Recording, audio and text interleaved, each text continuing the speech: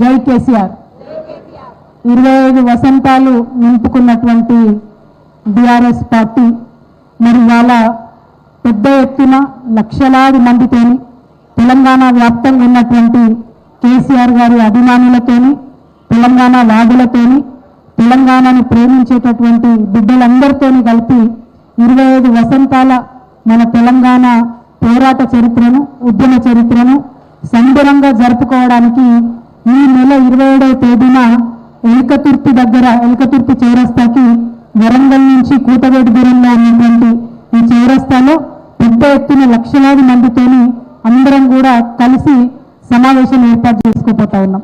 ఈ సమావేశం ఏర్పాటు చేయడంలో ప్రధాన ఉద్దేశం ప్రతి సంవత్సరం మేము మా వార్షికోత్సవం జరుపుకుంటాం, ప్లీనరీ జరుపుకుంటాం.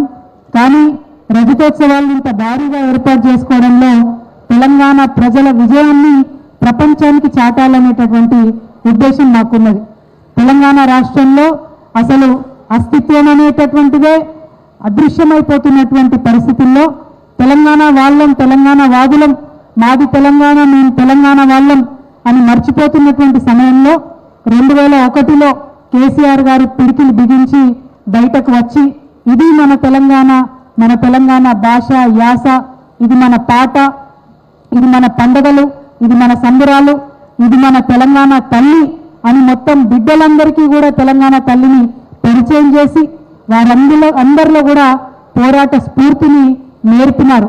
అది నేర్పడానికి 14 సంవత్సరాలు సమయం పట్టింది. ఎందుకంటే మొదలు మనం తెలంగాణ ఉద్యమంలో మొదలుపెట్టినప్పుడు అనేక రకమైనటువంటి అనుమానాలు ఉండే. వాటన్నిటినీ ఒక్కొక్కటి కేసీఆర్ గారు పటాపంచలు చేసుకుంటూ పోయినారు.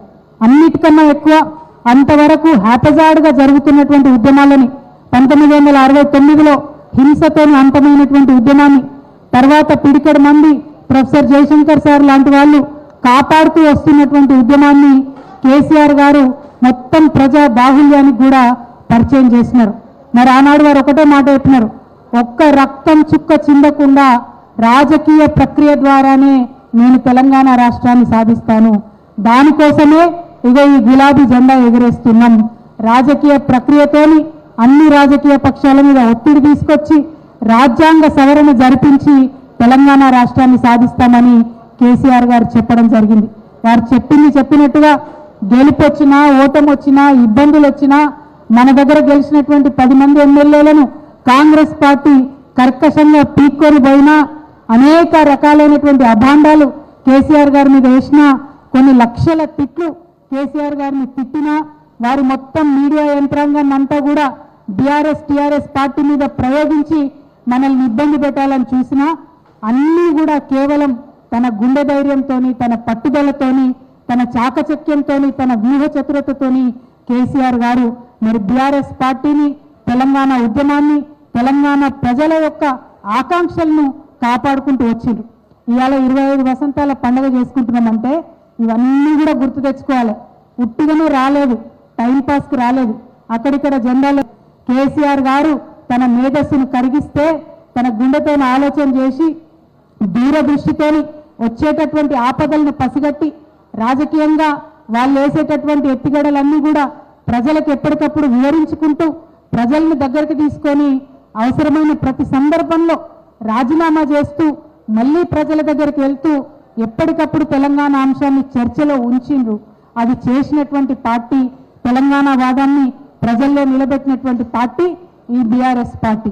అందుకోసమే ఇవాళ 25 వసంతాల పండుగను సంబరంగా చేసుకోవాలి. ఆనాడు కేసీఆర్ గారు పార్టీ పెట్టినప్పుడు, ఆనాడు కేసీఆర్ గారు ఉద్యమం కోసం ముందుకు పోయినప్పుడు పుట్టనటువంటి పిల్లలంతా కూడా ఇప్పుడు పుట్టి ఓటు హక్కు సాధించుకున్నటువంటి విషయం మీ అందరికీ తెలుసు. వారే తెలంగాణ భవిష్యత్తు.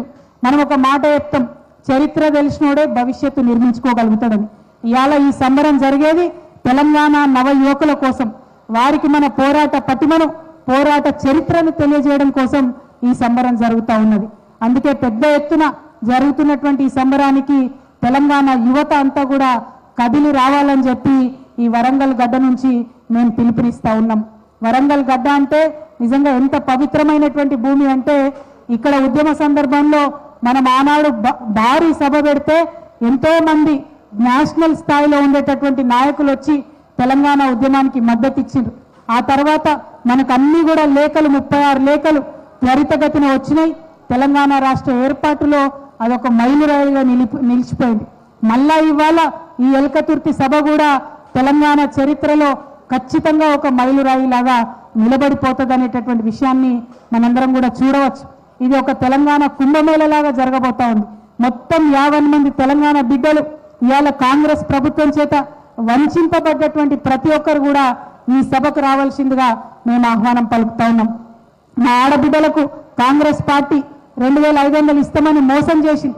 తులం బంగారం ఇస్తామని మోసం చేసింది. చిన్న పిల్లలకు ఆడపిల్లలకు 18 ఏళ్ళు నిండితే స్కూటీలు ఇస్తామని మోసం చేసింది. ఆ మోసపోయినటువంటి బిడ్డలందరూ కూడా ఈ సభకు మీరు ఆశీర్వాదం ఇచ్చి మీ అన్నదమ్ములు పంపాలా, మీరు కూడా రావాలని చెప్పి మీకు ఆహ్వానం పలుకుతా ఉన్నాం. రైతన్నలు గుండెల మీద చెయ్యేసుకొని నిద్రపోయేటటువంటి పరిస్థితి కేసీఆర్ గారు సృష్టించారు. తన భూమి తన సొంతం, నేను భూమి సాగు చేసుకోవాలనుకున్నప్పుడు, వ్యవసాయం చేయాలనుకున్నప్పుడు మొగులు దిక్కి ముఖం పెట్టి చూసే అవసరం లేదు, నాకు నా నెత్తి మీద నిండు కుండలాగా కాళేశ్వరం ఉంది అని రైతన్న గుండె మీద చేసుకొని భద్రంగా పడుకునేటట్టు చేసింది కేసీఆర్. ఇవాళ ఆ కాళేశ్వరం ఎండబెట్టి లక్షలాది ఎకరాల పంటలు ఎండిపోయేటట్టు చేసినటువంటి ఈ కాంగ్రెస్ పార్టీ వారిని మోసం చేసిందని రైతన్నలందరూ కూడా గ్రహించారు. ఆ రైతన్నలందరూ కూడా పెద్ద ఎత్తున గులాబీ దండులాగా ఈ సభకు కదిలి రావాలని చెప్పి మేము విజ్ఞప్తి చేస్తా ఉన్నాం. మరి ఒక్కరు కాదు, ఇద్దరు కాదు, కాంగ్రెస్ పార్టీ మోసం చేయండి, నయవంచన చేయండి ఎవరిని కూడా లేదు. ఆనాడు కూడా ఇదే గులాబీ కండువతలు పొత్తు పెట్టుకొని మీకు 2004లో తెలంగాణ ఇస్తామన్నారు. కానీ ఇవ్వకుండా 2014 దాకా 10 సంవత్సరాలు ఆలస్యం చేసి వందలాది మంది మన బిడ్డలు చచ్చిపోతే అప్పుడు తెలంగాణ తప్పక ఇచ్చినడు తప్పితే వాళ్ళేమి ఒప్పుకొని ప్రేమతో ఇయ్యలే.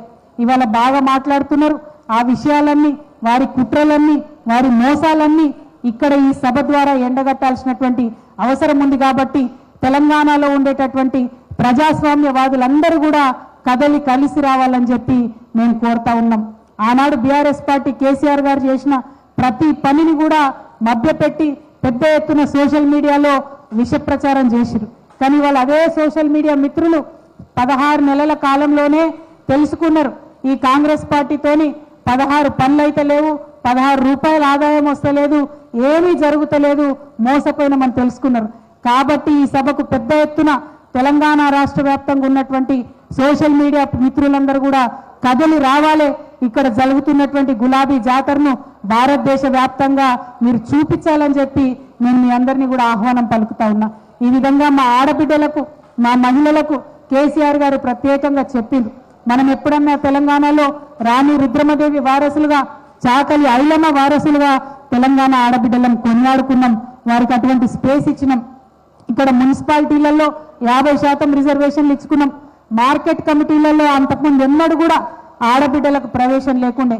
ఎస్సీ, ఎస్టీ, బీసీ, మైనార్టీ ఆడబిడ్డలకు ప్రవేశం కల్పించి వాళ్ళని చైర్మన్లను, వైస్ చైర్మన్లను, మార్కెట్ కమిటీలలో మెంబర్స్ని చేసింది కేసీఆర్ గారి ప్రభుత్వమే.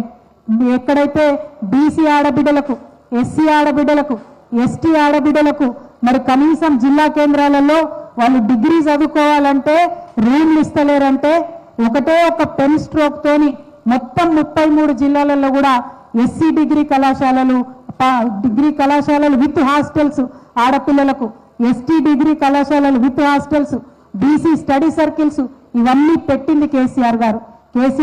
కేసీఆర్ కిట్ లాంటి పథకాలు పెట్టి, కళ్యాణ లక్ష్మి పథకాలు పెట్టి, బాల్య వివాహాలు జరగొద్దు, మా ఆడబిడ్డలు బలంగా ఉండాలి, మంచి సమాజాన్ని వారు నిర్మించాలని చెప్పి కేసీఆర్ కళ్యాణ లక్ష్మి పథకాన్ని తీసుకొచ్చిండ్రు. ఆ తర్వాత కేసీఆర్ కిట్ పథకాన్ని తీసుకొచ్చిండ్రు, న్యూట్రిషన్ కిట్ తీసుకొచ్చిండ్రు, హెల్త్ కిట్ని తీసుకొచ్చిండ్రు. అనేకమైనటువంటి కార్యక్రమాలు ఆడబిడ్డల కోసం చేసి, అంతెందుకు మేమిచ్చినటువంటి లక్షలాది డబుల్ బెడ్రూమ్లు ఇవాళ ప్రతి ఒక్క చోట మా ఆడబిడ్డల పేర్ల మీదనే ఉన్నాయని చెప్పి నేను సగర్వంగా మీ అందరికి కూడా తెలియజేస్తా ఉన్నాను. ఇట్లా ఒకటి కాదు, రెండు కాదు, మా ప్రభుత్వం పనిచేసిందే ఆడబిడ్డల కోసం. మా ప్రభుత్వం నిలబడ్డది 2 సార్లు అధికారంలోకి వచ్చిందే ఆడబిడ్డలతోని. కాబట్టి రేపటి నాడు కూడా రాజకీయంగా ఆడబిడ్డలకు కూడా మంచి అవకాశాలు ఇవ్వాలి, మా దగ్గర ఉండేటటువంటి నాయకురాళ్ళందరినీ కూడా ప్రోత్సహించాలని చెప్పి ఈ సభకు ప్రత్యేకించి సర్పంచ్ స్థాయి నుంచి ఉన్న ప్రతి ఒక్క మా మహిళా నాయకురాళ్ళను కూడా ఈ సభకు ఆహ్వానం పలుకుతా ఉన్నాం. వారి కోసం అన్ని ఏర్పాట్లు కూడా చేస్తా ఉన్నాం. ఇక్కడ మేమందరం కూడా ఎల్కతుర్తిలో ఉన్నటువంటి హుస్నాబాద్లో ఉన్నటువంటి స్థానిక ప్రజాప్రతినిధులందరూ కూడా ఇక్కడ ఉన్నారు. వారితో పాటు రాష్ట్ర స్థాయిలో అనేక స్థానాలలో పనిచేసినటువంటి పెద్దలు మహిళా నాయకురాళ్ళందరూ కూడా ఇక్కడికి రావడం జరిగింది. మేమందరం కూడా ఇప్పుడు కూర్చొని మహిళా గ్యాలరీలు ఎట్లా ఏర్పాటు చేయాలి, ఈ హుస్నాబాద్ నుంచి ఒక 100-150 మంది లోకల్గా ఇక్కడ ఉండే నాయకురాళ్లను వాలంటీర్స్గా చేసి మరి వచ్చినటువంటి వారికి ఎట్లా సభలో వాళ్ళని అరుచుకోవాలి, ఎట్లా వాళ్ళు మంచిగా వచ్చిన వాళ్ళు క్షేమంగా వచ్చి సభ శాంతం విని మళ్ళా ఇంటికి క్షేమంగా పోయేటట్టు ఎట్లా ఏర్పాట్లు చేసుకోవాలి, అవన్నీ కూడా ఇప్పుడు మాట్లాడుకోబోతా ఉన్నాం. అందుకోసమే ఇవాళ ఇక్కడికి ప్రత్యేకంగా రావడం జరిగింది. హుస్నాబాద్లో జరుగుతున్నటువంటి ఈ సభను ప్రత్యేక చొరవతోని మరి కష్టపడి అహోరాత్రాలు పనిచేస్తున్నటువంటి స్థానిక ఎమ్మెల్యే గారు గౌరవనీయులు సతీష్ బాబు గారికి, అదేవిధంగా వరంగల్ జిల్లా అధ్యక్షుడిగా గౌరవనీయులు మా కుటుంబ సభ్యులు వినయ్ భాస్కర్ అన్నగారు కోఆర్డినేషన్ చేస్తూ ఉన్నారు. వారికి అట్లానే గౌరవ పెద్దలు మా నాన్నగారి చిరకాల స్నేహితులు